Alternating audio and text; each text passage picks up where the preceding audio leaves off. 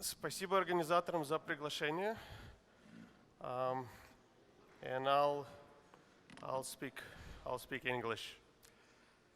So let me talk a few minutes about myself. So I grew up here, a few kilometers from here.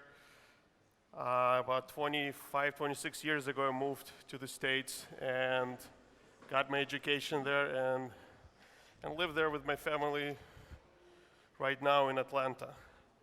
I came to data science from the academia.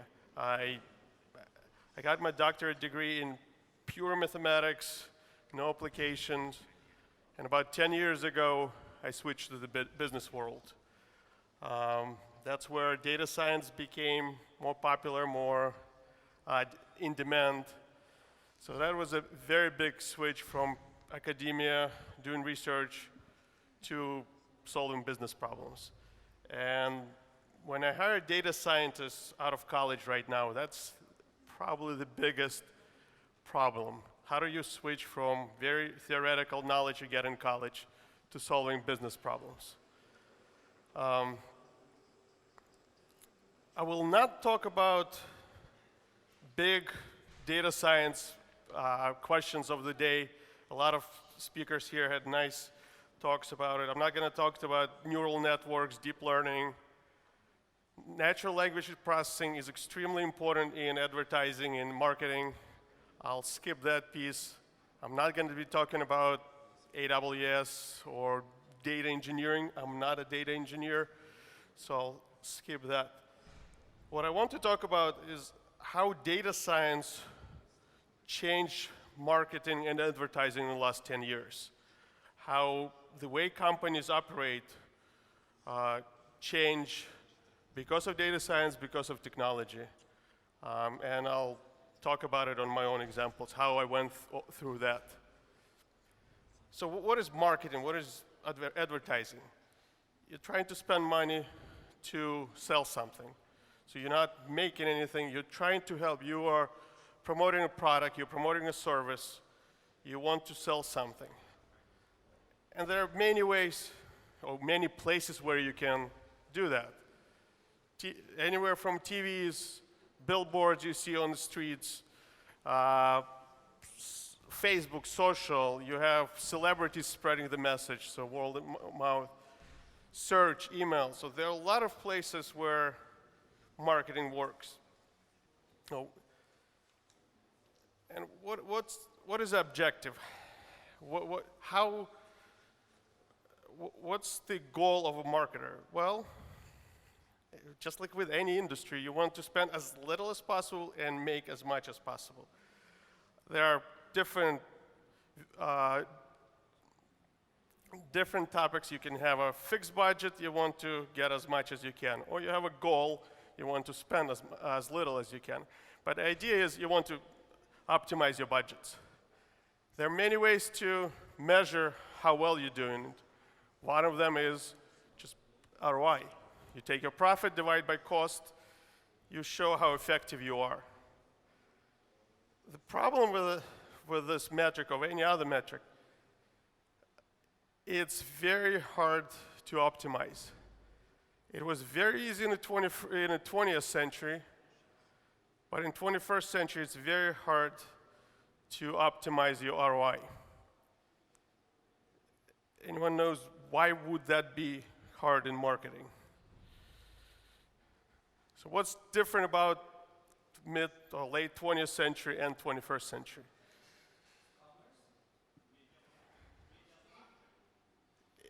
It's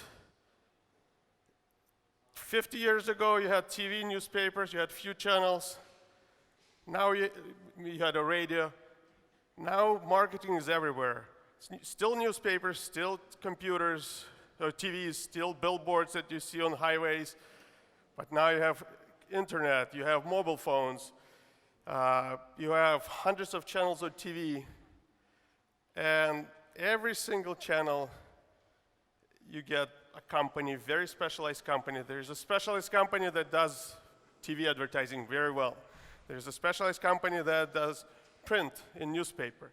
So the market, 30 years ago, market was extremely fragmented.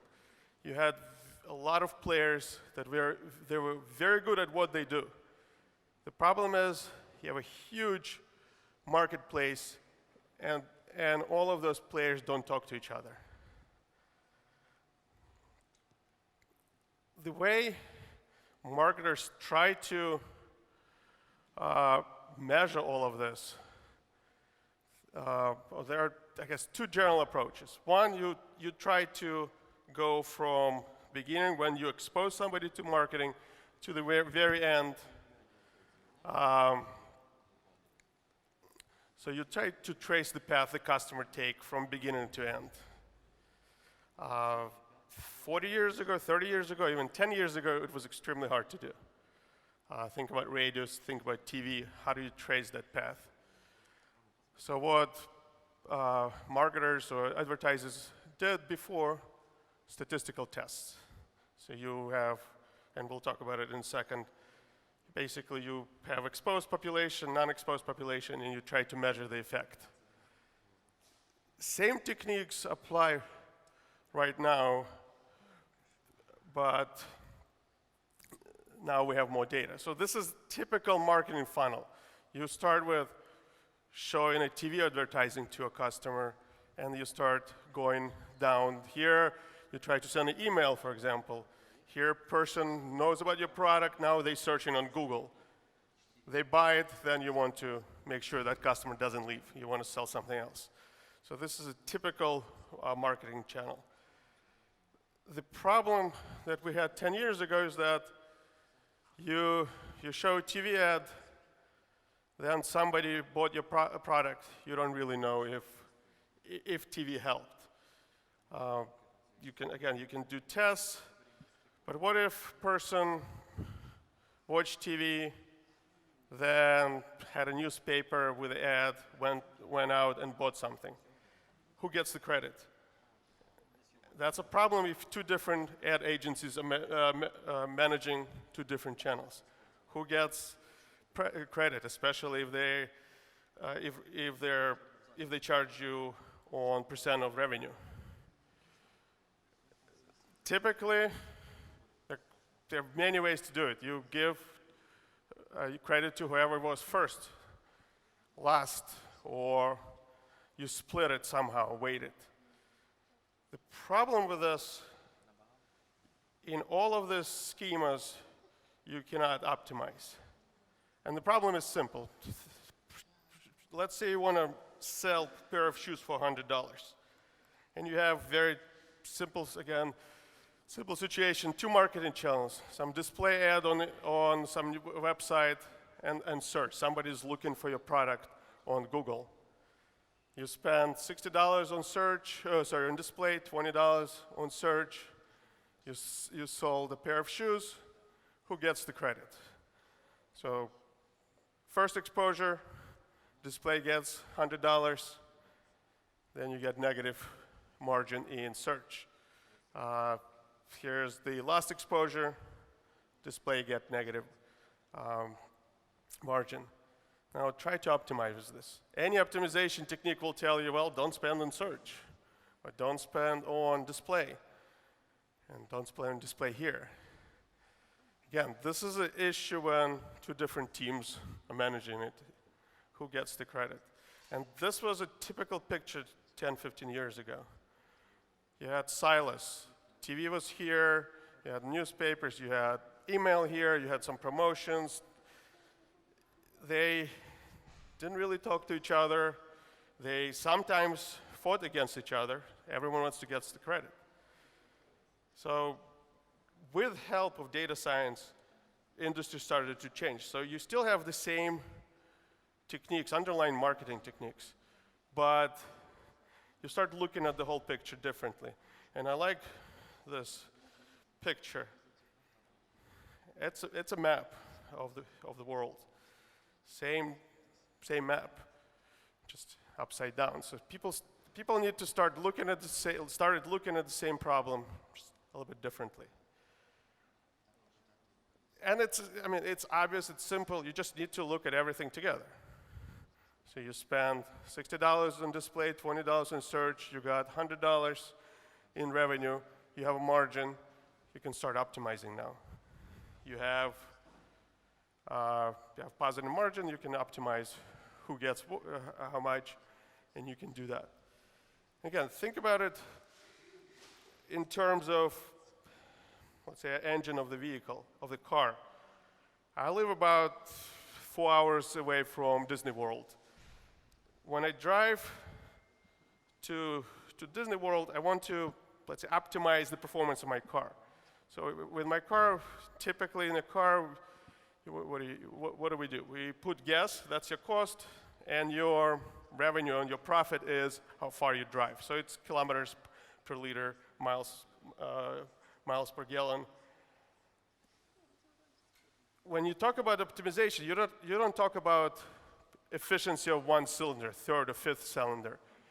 You talk about the whole engine. You talk about all of it together, and you get efficiency of the car. You get 30 miles per gallon, something like that. So each engine, each cylinder is just your marketing channels. Very different marketing channels, but they need to work together. But techniques, again, are the same that marketers had 50 years ago. You can try to trace every path you can find. And majority of those paths are not going to end at the purchase. You still want to know that. You want to know you spent hundreds of dollars on somebody and they didn't buy it. You still want to know. So we're talking about millions and millions of paths, especially if you're selling something on the internet. The second path is still statistics. This is my graduate textbook on statistical inference. So still two different approaches. Bottom-up approach, you start with individual consumers and you start getting that data. Or you start from the top, aggregate spend. So in the last 10 years, the bottom-up approach became viable. Facebook, Google, all of those big companies, they know everything about you. They trace you. They know which device you're using, where you're using. So there are a lot of very sophisticated techniques to know that even if you're not using your cell phone, but you're using somebody else's cell phone, it's still you. Think about inside your house, you have husband and wife, 2 cell phones. You need to know your customer, and there are a lot of companies, there are a lot of techniques to do that. The problem is a lot of advertisers found a way to cheat. Think about, I think the previous talk was examples. Everyone buys bread.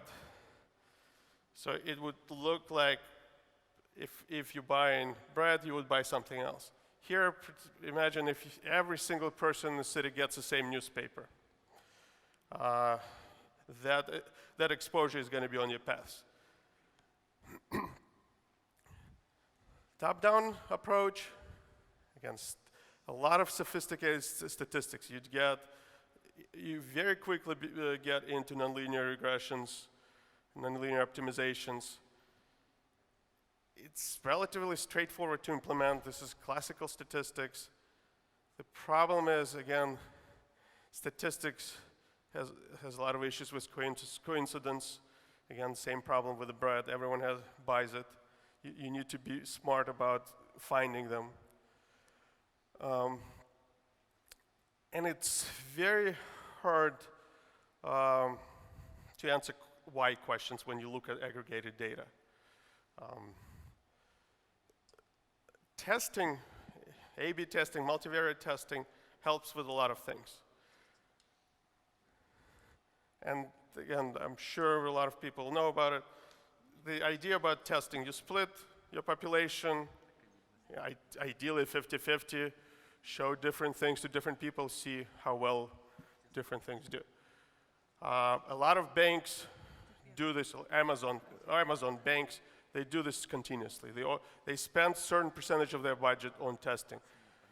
5% of traffic to Amazon gets something different than everyone else. So you get constant testing, that's your feedback loop. You always want to know what's working, what's not.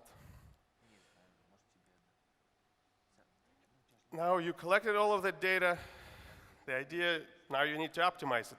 And again, the goal is for all of the channels to work together. When you look at a bottom-up approach, so that's where you get all of those paths. Typically, it's linear constraint optimization. Very large, big data, millions and millions, hundreds of millions of equations, constraints, but it's linear optimization problem. For top-down approach, when you have statistical models, typically you get into nonlinear optimization. And the problem with nonlinear optimizations, they don't converge all the time.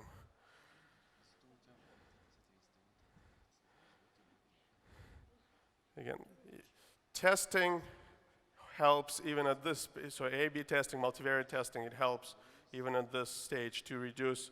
You have 100 million of individual paths. You can reduce it by a large percentage by doing A/B testing or multivariate testing. The same with statistics. When you do a lot of A/B testing, you can figure out what causes what.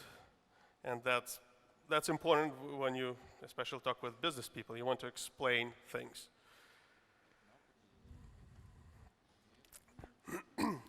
Now, both approaches have pros and cons. What you need to do, you put them together. You get, everywhere you can trace people. Get that data, analyze it, but it's not possible everywhere.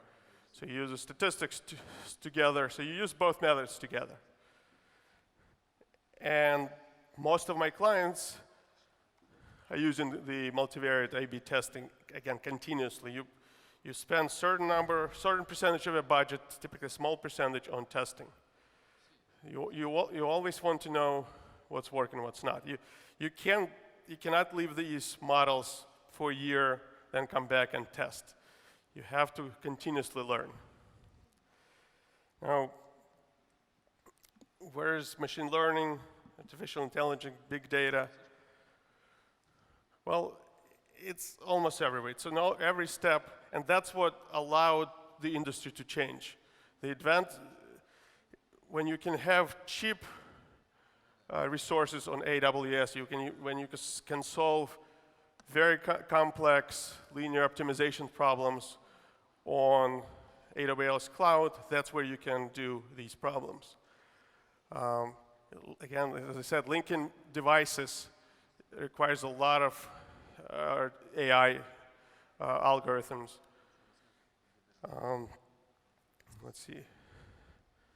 If you look at Google search, if anyone ever done Google search campaigns, you have, for big clients, think about large online store that has millions and millions of different items. So all of those search terms, you have tens of millions of search terms. You need very powerful clustering techniques to understand how different keywords work together. Anytime you have customers, you need, I guess, recommendation engines. You always want to sell the next thing. So every step of the way, you get you have a lot of application of machine learning, and in the last, again, 10 years, the industry started using it. And you see a lot of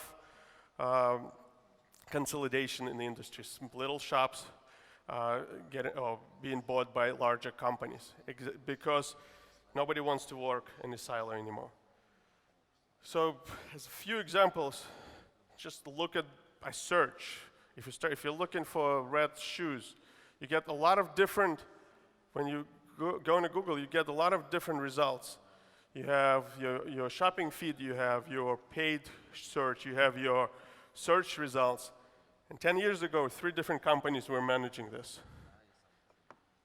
If you start to manage it together, if you start optimizing how much you spend on a paid search, do you need to move a few slots up or down, depending on where you're here, you can dramatically optimize your budget.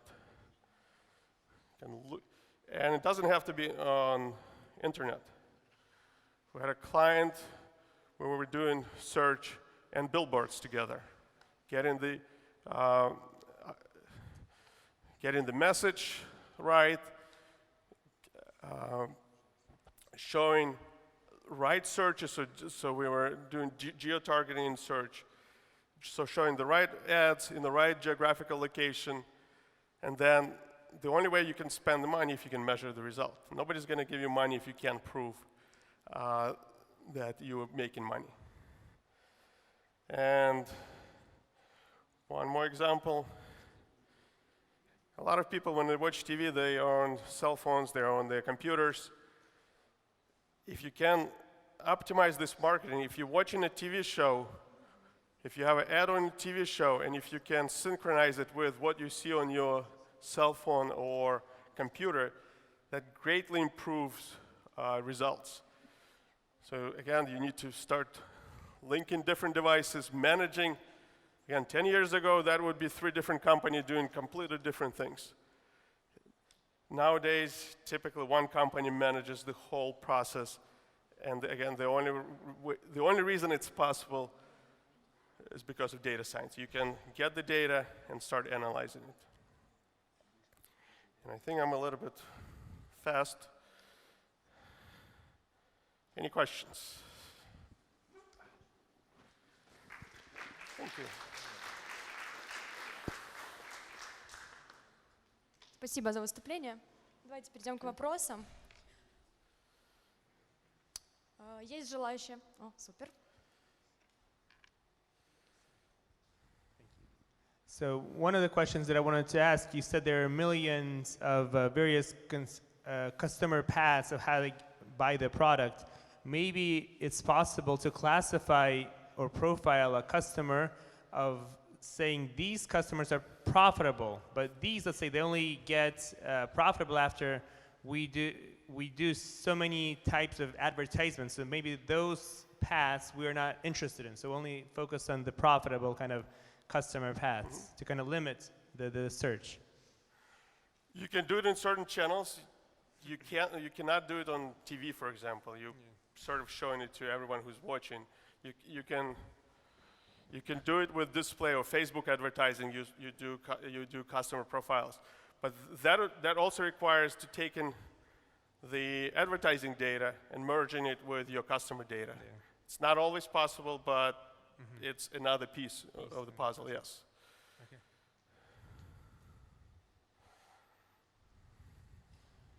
Кто следующий?